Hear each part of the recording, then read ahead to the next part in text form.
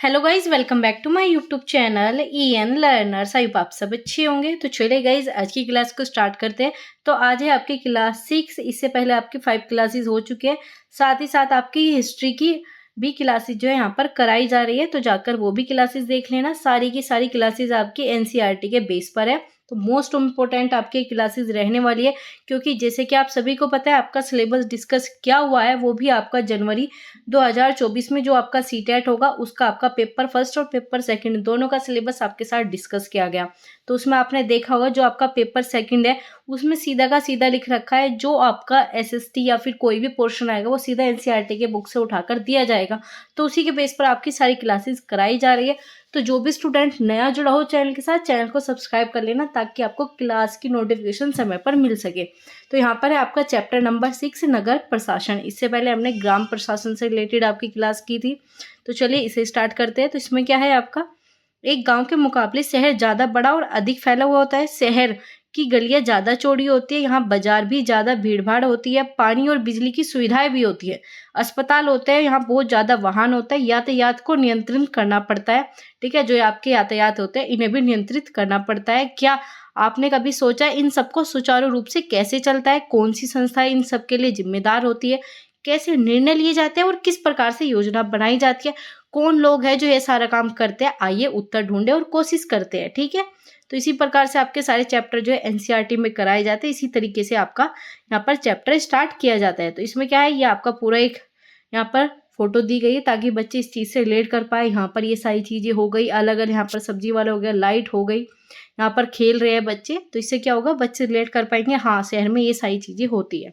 तो यहाँ पर है आपका, इतवार की अलसाई हुई दोपहरी थी जब माला और उसके साथी शंकर, जहांगीर, रेहना क्रिकेट खेल रही थी। शंकर ने एक बड़ा अच्छा ओवर फेंका और रेहाना आउट होते होते बची थी। रेहाना ने आउट न होने से शंकर हताश हो रहा था, इसलिए उसने इस उम्मीद से कि वह कैच आउट हो जाएगी एक शॉर्ट बॉल फेंकी। हुआ उल्टा ही, रेहाना ने इतनी तेजी से बल्ला घुमाया कि गेंद उसके ऊपर और गली की ट्यूबलाइट क्या हो गई, उससे गली की ट्यूबलाइट टूट गई। रेहाना चिल्लाई, अरे यह मैंने क्या कर दिया। शंकर तपाक से बोला, अरे हम यह नियम बनाना भूल गए थे कि अगर तुम्हारी गेंद से किसी गली की ट्यूबलाइट टूट जाएगी तो तुम आउट मानी जाओगी। तीनों ने ही तब शंकर को विकेट की चिंता छोड़ने के लिए कहा, क्योंकि जो हुआ वह उसके बारे में ज्यादा चिंतित और परेशान हो रहे थे। पिछले ही हफ्ते उसमें निर्मला मौसी की खिड़की टूट गई थी। क्या टूट गई थी, निर्मला मौसी की खिड़की टूट गई थी, जिसको बदले के लिए जेब खर्च और पैसे देने पड़े थे। क्या अब दोबारा से जेब खर्च में से पैसे देने पड़ेंगे, और ये पैसे देनेंगे किसको, गली की ट्यूबलाइट बदलता कौन है। ठीक है, पहले क्या हुआ, किसी के घर की इन्होंने लाइट तोड़ दी थी तो वहां पर उन्हें पैसे दे दिए गए थे। लेकिन यहाँ पर बच्चों का सवाल था, क्या यहाँ पर भी पैसे देने होंगे, और अगर देने होंगे तो किसे देने होंगे। तो यहीं से आपकी सारी चीजें स्टार्ट हो जाएगी। माला का घर सबसे पास में था, चारों भागकर माला के घर गए और उसकी माँ को सब कुछ बता दिया। सारी बात सुनकर माला की माँ ने कहा, उन्हें इस बारे में कुछ खास तो नहीं पता, बस यही मालूम है कि नगर नियम की जिम्मेदारी है। यास्मीन खाला से पूछना चाहिए, वे हाल ही में नगर नियम में सेवानिवृत्त हुई थी, जाओ उनसे पूछ लो। और माला तुम जल्दी घर वापस आना। ठीक है, तो आगे चलते। यास्मीन खाला उसी गली में रहती थी। माला की माँ उनको बहुत अच्छी दोस्त भी थी। तो यहाँ पर चारों दौड़कर खाला के घर पहुंचे और जैसे ही उन्होंने दरवाजा खोला वे एक साथ पूरा किस्सा सुनाने लगे। उनका सवाल सुनकर यास्मीन खाला बड़े जोर से हंसकर बोल पड़ी, कोई एक व्यक्ति नहीं है जिसको तुम पैसे दे सकते हो, तुम बहुत बड़ी संस्था होती है और जिसे नगर निगम कहते हैं। यहाँ सड़कों पर रोशनी की व्यवस्था, कूड़ा या फिर आप कह सकते हो पानी की सुविधा उपलब्ध कराना, सड़कों व बाजारों की सफाई करना। माला बोली, हाँ हाँ मैंने नगर निगम के बारे में सुना है, मैंने शहर में बोर्ड देखे थे जो नगर निगम द्वारा लोगों को मलेरिया के बारे में बताने के लिए लगाए जा रहे थे। खाला बोली, तुम बिल्कुल सही कह रही हो, नगर निगम का काम यह सुनिश्चित करना भी है कि शहर में बीमारी ना फैले। यहाँ पर स्कूल स्थापित करता है। ठीक है, यहाँ पर स्कूल भी स्थापित करता है और उन्हें चलाता है। शहरों में दवा खाना, अस्पताल चलाता है, बाग बगीचे की रख रखाव करना। आगे उन्होंने जोड़ा, हमारा पुणे शहर बहुत ही बड़ा शहर है, यहाँ नगर प्रशासन चलाने के लिए संस्थान को नगर निगम कहते हैं। किस नाम से बुलाया जाता है, नगर निगम। छोटे कस्बों में इसे नगर पालिका कहते हैं। तो आपसे इन चीज़ों में डिफरेंस भी पूछ लिया जाएगा, नगर निगम किसे कहते हैं, नगर पालिका किसे कहते हैं। आगे बात करते हैं, क्या नगर पालिका के कार्य की सूची में शंकर की मदद कर सकती है। यहाँ पर क्या हम बच्चों को एक्टिविटी देंगे, क्या तुम शंकर की मदद करोगे। नगर पालिका के यहाँ पर 4 कार्य लिखने हैं, तो बच्चे इस चीज को रिलेट करेंगे और इन चीज पर काम करेंगे। तो आगे चलते हैं आपका, तो यहाँ है आपका निगम पार्षद और आपका प्रशासनिक कर्मचारी। यास्मीन खाला, मुझे बड़ी उत्सुकता हो रही है, यह फैसला लेता कौन है, पार्क कहाँ बनाया जाए। जब आप नगर निगम में काम करती थी तो क्या ऐसे मजेदार निर्णय भी लेने पड़ते थे, रेहाना ने पूछा। खाला ने जवाब दिया, नहीं रेहाना, मैं तो नगर निगम में लेखा विभाग अकाउंट में थी, बस वहाँ लोगों की मानसिक तनख्वाह की पर्चियां बनाती थी। चूंकि शहर का आकार बहुत बड़ा है, इसलिए नगर निगम में कई कार्य लेने होते हैं। इसी तरह शहर की साफ सफाई रखने का भी कार्य होता है। ज्यादातर निगम पार्षद ही यह निर्णय लेती है अस्पताल या फिर पार्क कहाँ बनाया जाएगा। आगे बात करते हैं, शहर में अलग अलग वार्डों में बांटा जाता है। हर वार्ड का एक पार्षद चुना जाता है और उसके नियम के निर्णय होते हैं और सारे शहर को प्रभावित करता है। ऐसी जटिल निर्णय पार्षदों के समूह द्वारा बनाए जाते हैं। कुछ पार्षद मिलकर समितियां बनाते हैं जो विभिन्न मुद्दों पर विचार विमर्श करते हैं। उदाहरण के लिए बस स्टैंड को बेहतर बनाना, किसी भीड़ वाले बाजार का कचरा नियमित रूप से साफ करना या फिर शहर में मुख्य नालों की सफाई करना। पार्षद समिति ही पानी कचरा जमा करना, सड़कों पर रोशनी की व्यवस्था आदि का काम करती है। जब एक वार्ड के अंदर समस्या होती है तो वार्ड के लोग पार्षद से संपर्क करते हैं। उदाहरण के लिए यहाँ पर दिया गया है के लिए अलग अलग बिजली के खतरनाक तार लटक रहे हैं, नीचे आ जाइए, और स्थानीय पार्षद बिजली विभाग के अधिकारियों से बात करने में मदद करते। तो इन्होंने पूरी स्थिति बता दी किस प्रकार से कार्य होता है। यहाँ पर जो हमने बच्चों को फिर एक्टिविटी दे दी, निम्नलिखित वाक्यों को खाली स्थान से भरिए। तो यहाँ पर क्या पंचायत में चुने हुए सदस्यों को क्या कहते हैं, क्योंकि हमने पहले पंचायत के बारे में पढ़ा। शहर विभिन्न खाली स्थानों में बटा हुआ होता है, किसमें वार्डों में बटा हुआ होता है। नगर निगम के चुने हुए सदस्यों को खाली स्थान कहते हैं। ये सब चीज़ें जो हम बच्चों से पूछेंगे, क्योंकि हमने ये सब चैप्टर कर लिया है तो बच्चों को इन चीज़ के बारे में पता है, और जिन्हें नहीं पता होगा वो भी बच्चे इनसे रिलेट करेंगे, भाई हाँ हमने ये पढ़ा था मैं भूल गया, तो बच्चे उसे रिकवर करेंगे, दोबारा से अच्छे से इन चीज़ों को समझ लेंगे। तो आगे बात करते हैं यहाँ पर, जहाँ पार्षदों की समिति व पार्षद विभिन्न मुद्दों का निर्णय लेने का काम करते हैं, वहीं उन्हें लागू करने का काम आपका कमिश्नर और प्रशासनिक कर्मचारी करते हैं। आयुक्त और प्रशासनिक कर्मचारियों की सरकार द्वारा नियुक्ति की जाती है, जबकि पार्षद निर्वाचित होते हैं। तो पार्षद तो निर्वाचित होंगे, लेकिन जो आपके प्रशासनिक कर्मचारी, इनकी सरकार के द्वारा नियुक्ति होती है। तो इन चीज में बच्चे समझेंगे। तो नगर नियम में यह निर्णय कैसे किए जाते हैं, तो यहाँ पर क्वेश्चन आ गया, रेहाना ने पूछा। वह कभी सोचना बंद ही नहीं करती। बच्चों के सवालों से खुश होकर यास्मीन खाला ने जवाब दिया, सारे वार्डों के पार्षद मिलते हैं और सबकी सम्मिलित राय से एक बजट बनाया जाता है, उस बजट के अनुसार पैसे खर्च किए जाते हैं। तो यहाँ पर उन्होंने अपनी चीजें बताई। यहाँ पर क्या पार्षद यह प्रयास करते हैं कि उनके वार्डों को विशिष्ट जरूरतें परिषद के सामने रखी जाए, फिर यह निर्णय प्रशासनिक कार्य कर्मचारियों द्वारा क्रियान्वित किए जाते हैं। खाला बड़ी खुश थी क्योंकि किसी बड़े व्यक्ति ने तो आज तक उनके काम के बारे में नहीं पूछा, बच्चों ने सवाल पूछकर उनके अनुभव बांटने का एक मौका दिया है। तो बच्चे इस तरीके के क्वेश्चन कर रहे थे, तो उन्हें भी अच्छा लग रहा था, वे भी अपना अनुभव उनके साथ शेयर कर रही है। आगे बात करते हैं यहाँ पर, नगर निगम को पैसा कहाँ से मिलता है। अब ये बात आ गई यहाँ पर, क्या इतने सारे काम करने के लिए बहुत सारा पैसा चाहिए। नगर निगम में यह राशि अलग अलग तरीकों से इकट्ठा करते हैं। यह राशि का बड़ा भाग लोगों द्वारा ही दिया जाता है, जिसे टैक्स कहते हैं।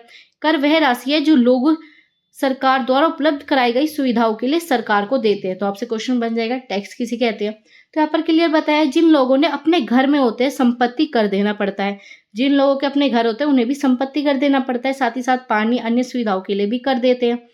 जितना बड़ा घर उतना ही ज्यादा कर। निगम के पास जितना पैसा आता है उसे संपत्ति कर केवल उसका 25 से 30% पैसा ही आता है। ठीक है, क्या आता है उससे 25 से 30% पैसा आता है। शिक्षा पर भी कर लगता है। अगर आप किसी दुकान या होटल के मालिक हैं तो उस पर भी कर देना पड़ेगा। अगली बार जब सिनेमा देखने जाएंगे तो उस टिकट पर भी ध्यान दीजिए, उसमें भी आपको कर देना पड़ता है। इसी प्रकार अमीर लोग संपत्ति पर कर देते हैं, वहीं जनसंख्या का एक बड़ा हिस्सा सामान्य तरह से कर अधिक देता है। तो ये क्या हो गया, आपके कर के बारे में यहाँ पर चीजें डिटेल में बता दी। आगे चलते हैं आपका यहाँ पर, शंकर ने बड़ी उत्सुकता से पूछा, आप शहर को इतना बड़ा है, अपना शहर तो इतना बड़ा है, इसकी देखभाल के लिए बहुत सारे लोगों की जरूरत पड़ती है। खाला, तब तो नगर निगम में ढेर सारे लोग काम करते होंगे। अब तक क्रिकेट के मैच और अधूरे ओवर की बात बिल्कुल भूल चुका था। क्या हो चुके थे वो बच्चे, खेल क्रिकेट से रिलेटेड सारी चीज़ें भूल चुके थे। अब उनका मेन फोकस नगर निगम पर, ये चीज़ें किस प्रकार होती थी इन पर आ चुका था। दरअसल शहर के काम को अलग अलग विभागों में बांटा जाता है, जैसे जल विभाग, कचरा जमा करने का विभाग, उद्यानों की देखभाल, सड़क व्यवस्था, अलग अलग भागों में यहाँ पर डिवाइड है। नगर निगम में सफाई विभाग भी है, उसी का लेखा हिसाब किताब का काम करती थी। खाला बड़े इत्मीनान से बता रही थी, फिर भी बच्चों को खाने के लिए रसोई में कबाब लेने चली गई। ठीक है, फिर वो बच्चों के लिए खाना लेने चली गई। जहांगीर ने रसोई में खड़े खड़े तेजी से एक कबाब खा लिए और फिर ऊंची आवाज में वहीं से बोला, यास्मीन खाला, नगर निगम में जिस कूड़े कचरे को इकट्ठा किया जाता है वह कहाँ जाता है? बाकी बच्चे अभी कबाब खा ही रहे थे। यास्मीन खाला ने बताना शुरू किया। इस सवाल का जवाब बड़ा मजेदार है। जैसे कि तुम जानते हो, कचरा लगभग हर गली में ही फैला होता है। पहले हमारे पड़ोस का भी यही हाल था, चारों तरफ कूड़ा फैला था। अब कूड़े को इकट्ठा न करके हटाया न जाए तो मक्खियां भिनकती थी और आसपास कुत्ते चूहों का जमावड़ा हो जाता था। लोगों को इससे बदबू से बीमार हो जाते थे। एक बुरी बात यह भी थी कि बच्चे ने गली में क्रिकेट खेलना छोड़ दिया था। पहले क्या था, वहां पर जिस गली में रहते थे वहां पर कूड़ा वगैरह रहता था, उसे की सफाई नहीं होती थी, तो वहां पर बीमारी वगैरह, बच्चे खेलना बंद कर देते थे, क्योंकि उनके घर वालों को यह डर लगता था कि इससे क्या हो जाएगा, गली में अधिक रहने से वो क्या हो जाएंगे, बीमार ना पड़ जाए। अब क्या है, लोगों का विरोध आया। लोगों का विरोध क्या आया? यास्मीन खाला ने अपनी बात जारी रखी। मोहल्ले की औरतें इन सबसे बड़ी नाराज थी। वे सलाह लेने मेरे पास भी आई थी। मैंने उन्हें कहा कि वे विभाग में किसी अधिकारी से इस मामले में बात करने की कोशिश करूंगी, मगर मैं भी निश्चित तौर पर यह नहीं कह सकती कि इसमें कितना समय लगेगा। आगे बात करते हैं। इस पर गंगाबाई ने बताया था कि हमने वार्ड के पार्षद से इस समस्या को लेकर बात किया। आखिर वोट देकर हमने ही तो चुना है, तो हम उनके सामने विरोध प्रदर्शन करना चाहिए। गंगाबाई ने महिलाओं के एक छोटे से समूह को इकट्ठा किया, पार्षद के घर पहुंची। सभी औरतों ने वहां पर जाकर नारे किए। फिर उसके बाद क्या, उनकी समस्या के बारे में पूछा। गंगाबाई ने यहाँ पर मोहल्ले की खराब हालत जो है उनके सामने रख दी। आगे बात करते हैं। फिर उन्होंने, पार्षद ने उन महिलाओं से वादा किया कि अगले दिन उन्हें आयुक्त से मिलने जाएंगे। फिर साथ ही साथ उन्होंने गंगाबाई के मोहल्ले वाले सारे वयस्कों के साथ एक अर्जी पर दस्तखत करवाने के लिए कहा, ताकि उनसे पता लगे कि वहां पर लोग कितने परेशान है। तो उन सबके यहाँ पर सिग्नेचर लेने को कहा। फिर अर्जी यह की गई कि मोहल्ले के कचरे को उठाने के लिए नियमित व्यवस्था। उन्हें सुझाव दिया गया, कल से आयुक्त से मिलने जाने के समय स्थानीय सफाई अभियंता यानी इंजीनियर को भी साथ ले जाना अच्छा रहेगा। इससे फायदा यह होगा कि सफाई अभियंता भी आयुक्त को बता सकेंगे कि हालत कितनी खराब है। उस दिन पूरी शाम घर के बच्चे चक्कर लगाए थे, ताकि अर्जी पर ज्यादा से ज्यादा परिवार के लोग दस्तखत लिए जा सके। सुबह बहुत बड़ी बड़ी संख्या में महिलाएं पार्षद और सफाई अभियंता के साथ नगर निगम के दफ्तर आई। यहाँ पर आयुक्त पूरे समूह से मिले, पर वे बहाना बनाने लगे। नगर निगम के पास पर्याप्त संख्या में ट्रक उपलब्ध नहीं है। गंगाबाई ने तपाक से कहा, लेकिन लगता है आपके पास अमीर इलाकों में कचरा उठाने के लिए पूरे ट्रक है। बाद आपका जहांगीर ने झट से कहा, इससे आयुक्त का तो मुंह ही बंद हो गया होगा, और नहीं तो क्या। उसने फौरन इंतजाम करने के लिए कहा। यास्मीन खाला ने बताया। गंगाबाई ने आयुक्त को चेतावनी दी, अगर 2 दिन के अंदर काम नहीं हुआ तो नगर निगम के सामने बहुत बड़ी संख्या में महिलाएं धरने पर बैठ जाएगी।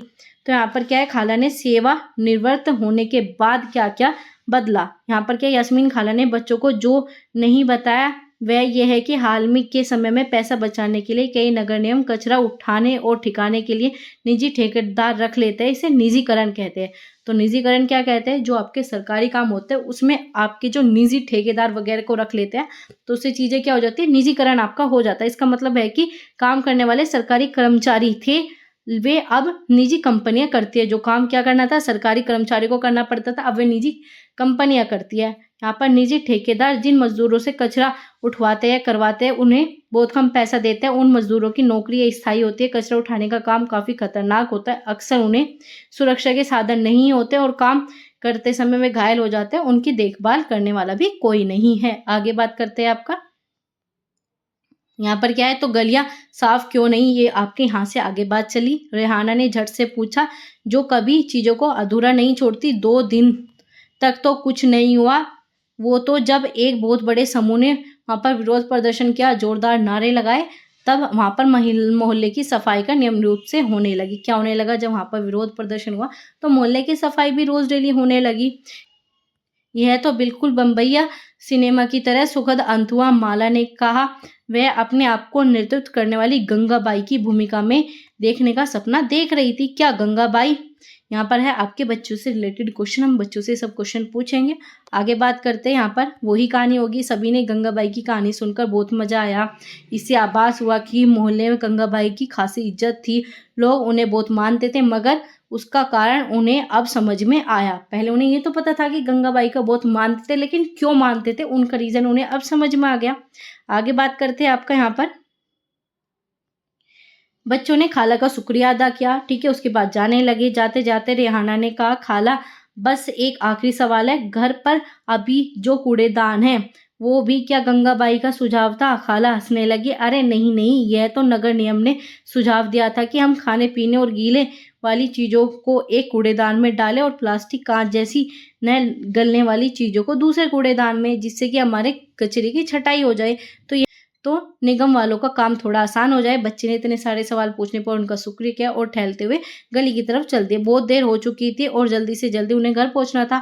आज हमेशा मुकाबले गली में अंधेरा थोड़ा ज्यादा था। उन्होंने ऊपर देखा, फिर मुस्कुराते हुए एक दूसरे की ओर देखा, वापस खाला की तरफ दौड़ पड़े, क्योंकि जिस चीज से वे पूछने जा रहे थे वहां पर लाइट से रिलेटेड वो चीजें उन्होंने नहीं पूछी, तो वे दोबारा उनकी तरफ चले गए। लेकिन उससे पहले यहाँ पर आपकी एक इंपॉर्टेंट चीज है, वो क्या, आपकी सूरत से रिलेटेड।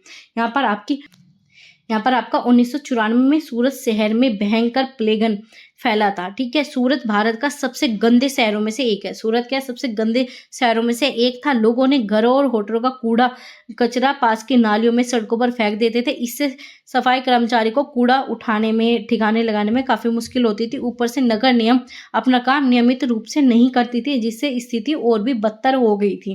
प्लेग हवा के जरिए फैलता है। प्लेग क्या, हवा के जरिए फैलने वाली बीमारी है। क्वेश्चन बन सकता है, प्लेग क्या है, किसके द्वारा फैलता है?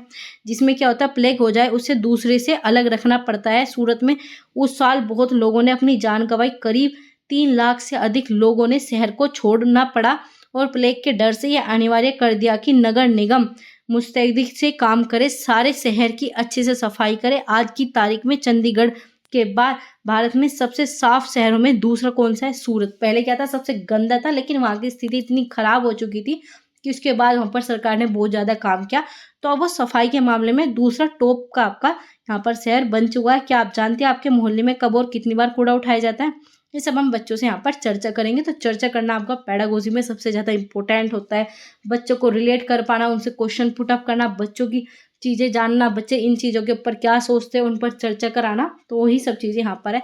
जितना डीपली आप चैप्टर पढ़ोगे उतना आपका पेडागोजिकल चीजें भी आपकी क्लियर होगी, पेडागोजी के क्वेश्चन भी आप उतनी आसानी से बना पाओगे। तो यहाँ पर क्या है आपका, यहाँ पर आपके फिर से क्वेश्चन आ गए, हम बच्चों से सब क्वेश्चन पूछेंगे। आगे चलते हैं आपका, इसमें आगे आपका यहाँ पर अभ्यास, ये सब जो हम बच्चों से सारे क्वेश्चन पूछेंगे। एक्सरसाइज हो गई बच्चों की, तो इसमें बच्चों को हम ये चित्र दिखाएंगे। देखो किस प्रकार से यहाँ पर कूड़ा आपका उठाया जा रहा है, किस प्रकार से कूड़े का यहाँ पर सारी चीजें हो रही है।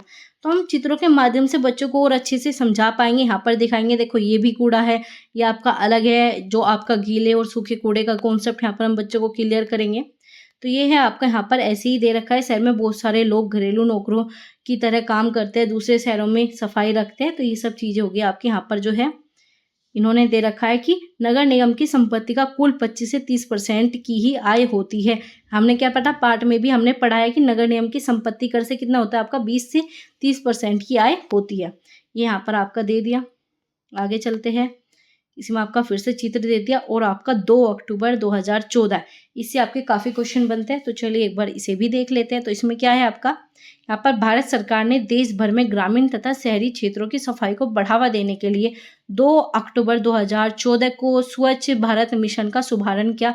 ठीक है, स्वच्छ विद्यालय अभियान के तहत विद्यार्थियों के बीच स्वच्छता और सफाई के बारे में जागरूकता पैदा करने के लिए स्कूल की गतिविधियां भी चलाई गई। आपके इलाके में नगर पंचायत या फिर पालिका को स्वच्छ भारतीय अभियान के तरीकों को देखिए, एक पोस्टर तैयार कीजिए और स्कूल में प्रदर्शित कीजिए। हम ये सारी चीज़ें बच्चों को एक्टिविटी के तौर पर देंगे कि आपने ये सारी चीज़ जानी, अब बताओ आप किस प्रकार से लोगों को जागरूक कर पाओगे।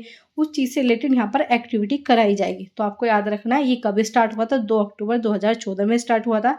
आपका नरेंद्र मोदी के द्वारा जो है ये स्टार्ट कराया गया था। तो ये हो गया आपका इम्पोर्टेंट चैप्टर ख़त्म। इसके बाद जो हम आपका अगले चैप्टर को डिस्कस करेंगे, ऐसे ही हम आपके हर चैप्टर को डिस्कस करते हैं। इम्पोर्टेंट चैप्टर्स है, यहीं से आपके क्वेश्चन बनेंगे। और हिस्ट्री की भी क्लासेस आपकी हो रही है, जिन्होंने नहीं देखी तो जाकर देख लेना। और वीडियो अच्छी लगी हो प्लीज़ वीडियो को लाइक कर देना और अपने दोस्तों के साथ शेयर करना ना भूलें। तो चलिए गाइज, मिलते हैं आपसे अगली क्लास में। तो जो भी चैनल के साथ नया जुड़ा हो चैनल को सब्सक्राइब कर लेना और अपनी तैयारी को ऐसे ही कंटिन्यू करते रहिए और अपना सीटेट निकालिए। तो चलिए गाइज, मिलते हैं आपसे अगली क्लास में। Thanks for watching, keep learning, keep supporting.